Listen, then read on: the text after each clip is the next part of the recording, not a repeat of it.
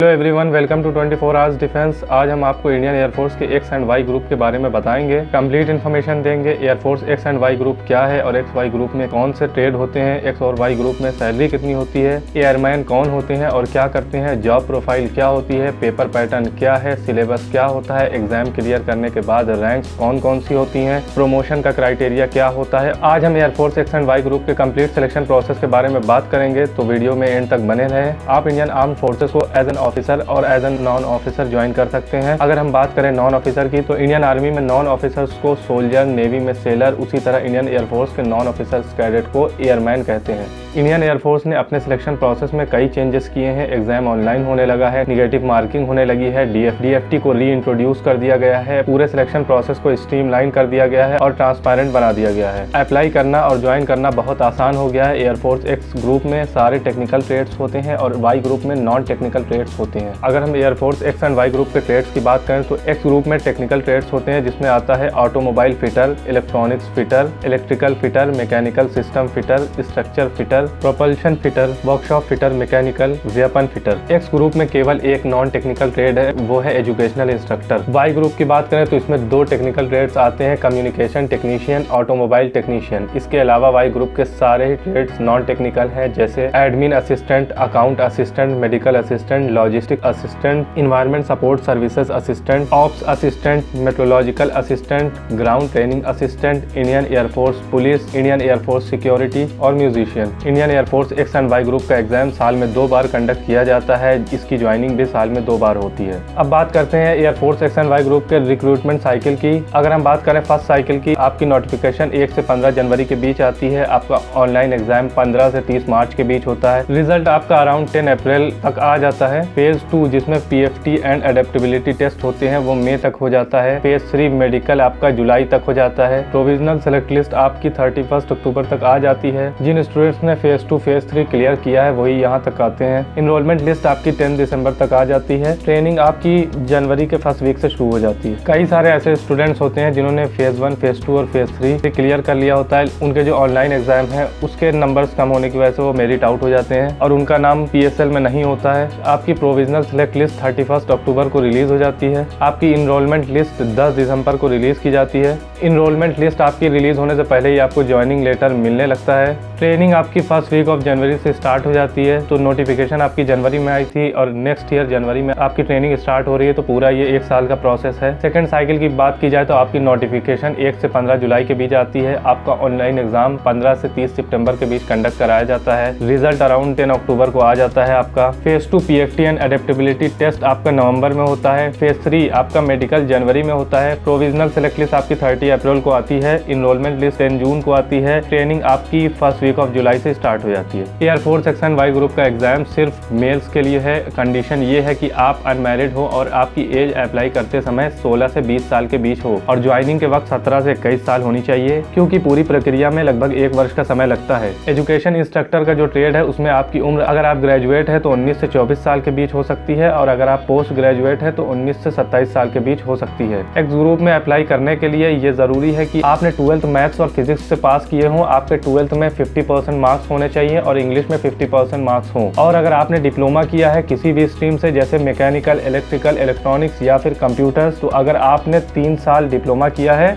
तो आपके डिप्लोमा में 50% मार्क्स हो और इंग्लिश में 50% मार्क्स होने चाहिए, तभी आप एलिजिबल होंगे। अगर आपके डिप्लोमा में इंग्लिश नहीं थी तो आपके 10th स्टैंडर्ड में इंग्लिश में 50% स्कोर होने चाहिए। वाई ग्रुप के लिए आपने 12th किसी भी स्ट्रीम से किया हो, आर्ट, कॉमर्स, साइंस, 50% मार्क्स के साथ आपने पास किया हो, साथ ही साथ इंग्लिश में आपके 50% मार्क्स होने चाहिए। अगर आपने 2 साल का वोकेशनल कोर्स किया है आफ्टर 10th ITI वगैरह से या फिर म्यूजिक एग्रीकल्चर के साथ, तो आप एलिजिबल हैं। एयरफोर्स वाई ग्रुप के लिए क्राइटेरिया वही है, आपके डिप्लोमा में 50% मार्क्स होने चाहिए और इंग्लिश सब्जेक्ट में 50% मार्क्स होने चाहिए। अगर आपके डिप्लोमा में इंग्लिश नहीं है तो 10th स्टैंडर्ड में 50% मार्क्स होने चाहिए इंग्लिश में। वाई ग्रुप में मेडिकल असिस्टेंट का जो ट्रेड होता है उसके लिए ये अनिवार्य है कि आपने 12th बायोलॉजी से पास किया हो। परसेंटेज का क्राइटेरिया सेम है। एजुकेशन इंस्ट्रक्टर के लिए आप सर्टेन सब्जेक्ट के साथ ग्रेजुएट हो या पोस्ट ग्रेजुएट हो, साथ ही आपने बीएड किया हो और आपके 50% मार्क्स होना कंपलसरी है ग्रेजुएशन में, पोस्ट ग्रेजुएशन में और बीएड में भी। आप जो एक्स और वाई ग्रुप का एग्जाम देते हैं साल में 2 बार, उसमें एजुकेशन इंस्ट्रक्टर ट्रेड नहीं होता। इसकी रिक्रूटमेंट रैली भर्ती के थ्रू होती है,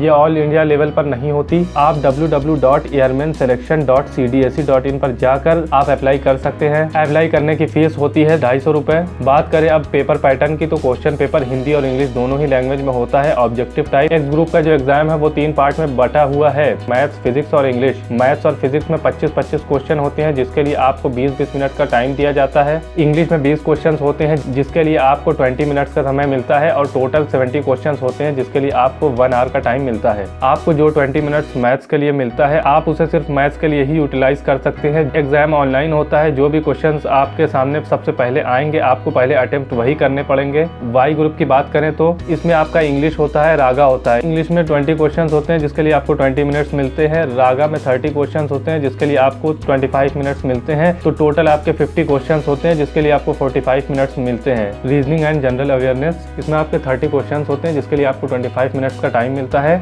तो टोटल 50 क्वेश्चन होते हैं जिसके लिए आपको 45 मिनट्स का टाइम मिलता है। जिन स्टूडेंट्स ने एक्स और वाई ग्रुप दोनों के लिए अप्लाई किया है वो इंग्लिश का पेपर एक ही बार अटेम्प्ट करते हैं और वो अटेम्प्ट करते हैं मैथ, फिजिक्स और रागा। तो टोटल आपको 85 मिनट्स मिलते हैं और आपके 100 क्वेश्चन हो जाते हैं एक्स और वाई ग्रुप मिलाकर। नेगेटिव मार्किंग एप्लीकेबल है air force X and Y group में। एक क्वेश्चन गलत करने पर आपके 1/4 मार्क्स डिडक्ट होते हैं। ऑनलाइन एग्जाम के बाद लगभग 20 से 25 दिनों के बाद रिजल्ट डिक्लेयर हो जाता है और जो स्टूडेंट्स फर्स्ट फेज यानी ऑनलाइन एग्जाम क्लियर कर लेते हैं उनको फेज 2 के लिए बुलाया जाता है। फेज 2 में फिजिकल फिटनेस टेस्ट होता है जिसमें 1.6 किलोमीटर की रेस 6.5 मिनट में कंप्लीट करनी होती है, जिसमें 10 पुशअप्स होते हैं, 10 सेटअप्स होते हैं और 20 उठक बैठक होते हैं। फिजिकल फिटनेस टेस्ट के बाद होता है एडेप्टेबिलिटी टेस्ट जिसमें पहला सेक्शन है DFT डायनामिक फैक्टर टेस्ट, जिसमें आपको क्वेश्चन पेपर मिलता है जिसमें इंग्लिश के 20 क्वेश्चन होते हैं जो आपको 15 मिनट्स में करने होते हैं। SRT सिचुएशन रिएक्शन टेस्ट जिसमें 45 क्वेश्चन होते हैं और आपको 30 मिनट्स का टाइम दिया जाता है। इसमें 4 से 5 क्वेश्चन रीजनिंग के होते हैं। इसके अलावा आपको एक सिचुएशन दी जाती है और आपको बताना होता है आप इस सिचुएशन में कैसा रिएक्ट करेंगे। इसमें आपको 4 ऑप्शंस मिलते हैं, DFT और SRT। ये दोनों ही ऑब्जेक्टिव टाइप क्वेश्चंस होते हैं और ये ऑफलाइन कंडक्ट किए जाते हैं एयरफोर्स सिलेक्शन सेंटर में ही।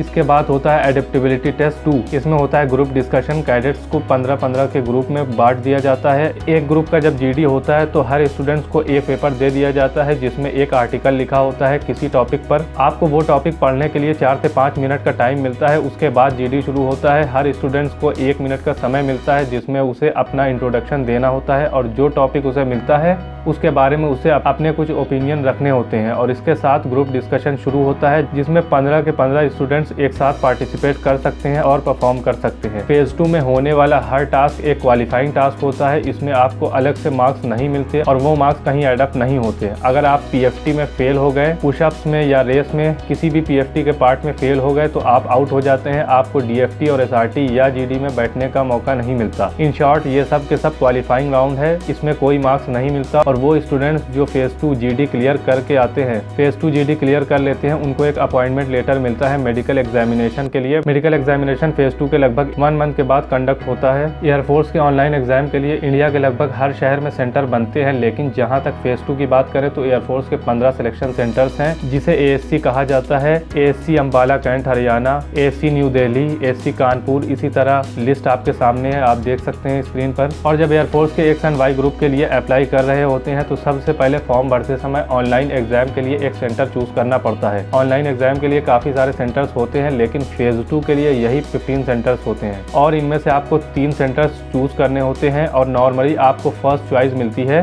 जहां तक ऑनलाइन एग्जाम की बात है आपको 5 सेंटर्स चूज करके देने होते हैं। इसमें भी आपको फर्स्ट चॉइस मिलती है और कई बार बाकी चुने हुए सेंटर्स में से सेंटर्स दिए जाते हैं। एयरफोर्स का मेडिकल काफी डिटेल्ड होता है जिसमें काफी सारे टेस्ट होते हैं। वो जानने की कोशिश करते हैं आपको कोई डिजीज तो नहीं है, कोई बड़ी बीमारी तो नहीं है। अगर हम एयरफोर्स की हाइट की बात करें, हाइट की रिक्वायरमेंट है air force X and Y group में वो है 152.5 सेंटीमीटर। वेट हाइट के प्रोपोर्शनेट होने चाहिए। हाइट वेट चार्ट आपके सामने है, आप पॉज करके देख सकते हैं। विजन की अगर बात करें तो आपका विजन एक्स ग्रुप के लिए 6/12 हो सकता है, वाई ग्रुप के लिए 6/36 हो सकता है, लेकिन विद ग्लासेस आपका विजन 6/6 होना चाहिए। पावर की बात करें तो एक्स ग्रुप के लिए -0.5 से +2 हो सकता है, वाई ग्रुप के लिए -3.5 से +3.5 हो सकता है। Air force air force X and Y group आपकी ट्रेनिंग लगभग 9 महीना चलती है। ट्रेनिंग के दौरान जो आपका स्टाइपेंड होता है वो होता है 14,600 रुपए पर मंथ। ट्रेनिंग खत्म होने के साथ ही कई तरह के अलावेंस आपको मिलने लगते हैं, जैसे मिलिट्री सर्विस पे MSP, dearness allowance DA। X group के जो एम्प्लॉय होते हैं उनकी सैलरी होती है 33,100 रुपए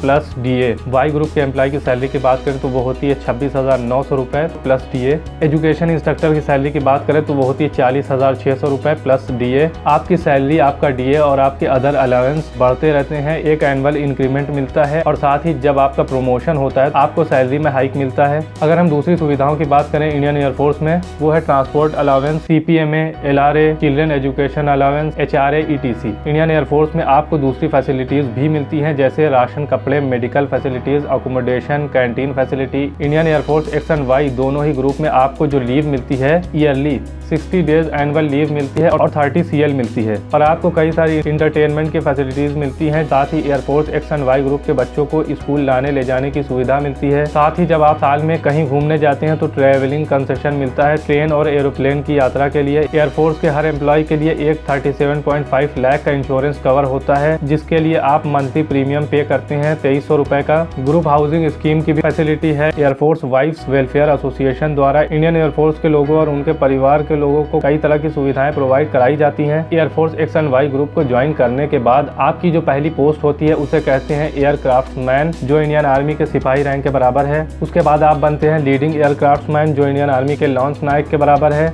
इसके बाद होता है कॉर्पोरल, जो इंडियन आर्मी के नायक के इक्विवेलेंट होता है। फिर आप बनते हैं सर्जेंट, जो इंडियन आर्मी के हवलदार के इक्विवेलेंट होता है। इंडियन एयरफोर्स में जो रैंक्स का टेन्योर होता है वो होता है 5 साल। पहले 5 साल आप एयरक्राफ्ट्समैन रहते हैं और उसी 5 साल के दौरान आपको एक एग्जाम देना पड़ता है। वो एग्जाम पास करने के बाद ही आप लीडिंग एयरक्राफ्ट्समैन के लिए एलिजिबल होते हैं। प्रमोशन आपका 5 साल के बाद ही होगा, लेकिन इन 5 सालों के बीच आपको एक बार ये एग्जाम क्लियर करना ही करना है। अगर एक बार क्लियर नहीं हो पाता तो दोबारा आप एग्जाम देंगे जब तक एग्जाम क्लियर नहीं हो जाता। Same with corporal and same with sergeant. Sergeant के बाद जो रैंक होती है वो होती है जूनियर कमीशन्ड ऑफिसर की। इंडियन एयरफोर्स में इन रैंक्स के नाम है junior warrant officer, master warrant officer. Indian army से कंपेयर करें तो ये है नायाब सूबेदार, सूबेदार और सूबेदार मेजर। आपको एग्जाम JWO, WO, MWO के लिए भी देना पड़ता है। यहाँ आपको एक सर्टेन टाइम के बाद आपको प्रमोशन मिलेगा, ऐसा जरूरी नहीं है, बिकॉज इसमें वैकेंसीज भी मैटर करती हैं कितनी है। जब आप air force X and Y group को ज्वाइन करते हैं तो आपसे 20 साल का बॉन्ड साइन कराया जाता है। जब आपका प्रमोशन होता रहता है, रैंक आपकी बढ़ती रहती है, तो हर 2 साल के बाद आपकी सर्विस कुछ साल के लिए बढ़ा दी जाती है। हालांकि आपने 20 साल का बॉन्ड साइन किया है, लेकिन आपका हर साल फिजिकल और मेडिकल चेकअप होता है, आपका कैरेक्टर चेक होता है, आपका एक परफॉर्मेंस रिकॉर्ड मेंटेन होता है। 20 इयर्स बॉन्ड का ये मतलब नहीं है कि आपकी जॉब सिक्योर हो गई है, अब आपको कुछ करने की जरूरत नहीं है। आपको एक अच्छी परफॉर्मेंस देनी है, आपको मेडिकली फिट रहना है। बात करें अगर कि आपकी लाइफ इंडियन एयरफोर्स में कैसी होती है, तो मैं कहना चाहूँगा बहुत ही एडवेंचरस लाइफ होती है। इंडियन एयरफोर्स एक गोल्डन अपॉर्चुनिटी है यंगस्टर्स के लिए, करियर को एक शेप देने के लिए। इंडियन एयरफोर्स में आप सिर्फ जॉब ही नहीं करते, बल्कि आपके पास बहुत सारे मौके होते हैं हायर एजुकेशन के लिए। कई सारी स्कीम्स हैं इंडियन एयरफोर्स की, जिसके जरिए आप ग्रेजुएशन, पोस्ट ग्रेजुएशन और कई सारे वोकेशनल कोर्स हैं जिन्हें आप ज्वाइन कर सकते हैं। तो अभी तक के लिए इतना ही। जय हिंद, जय भारत।